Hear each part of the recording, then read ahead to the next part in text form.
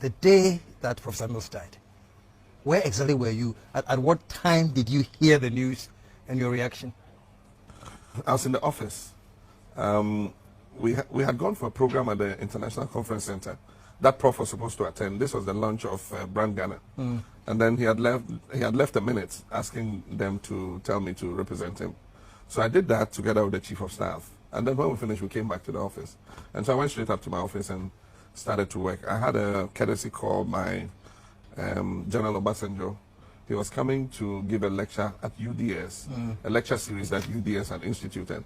And he was paying a courtesy call on me before continuing to Tamale. So I was just preparing to receive him, you know, when I got a call from the Chief of Staff. Remember, I'd come back with him from the conference center.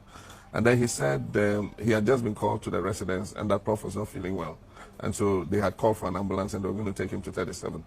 So I said I was receiving General Obasanjo, and when I finish, I'll follow up to the hospital. And so I went ahead and received the general.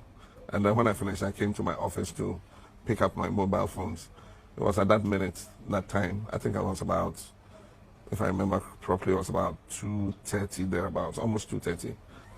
And then I got a call from the Chief of Staff. And he asked where I was. And I said I was just leaving to come and join them in the hospital. And then he said I should wait in the office, that there was no need to come, and that the president had just passed away. This was about 2:30 or shortly before 2:30.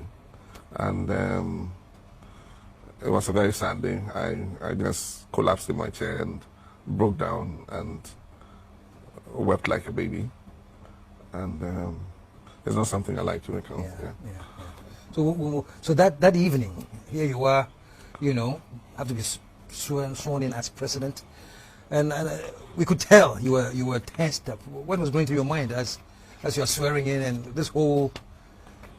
Now what happened was, after this had happened, my ADC locked up my office, and so I was in the office by myself, just trying to gather myself. I was there for about an hour when the Speaker, Honorable Dua Jaho, the Attorney General, and some other people came to see me. And so my ADC called on the intercom and said they wanted to see me. So I went into the little washroom and washed my face to try and look a bit composed. And so they came in and said that they had referred to the Constitution and that the swearing in must take place immediately, as soon as possible. I protested.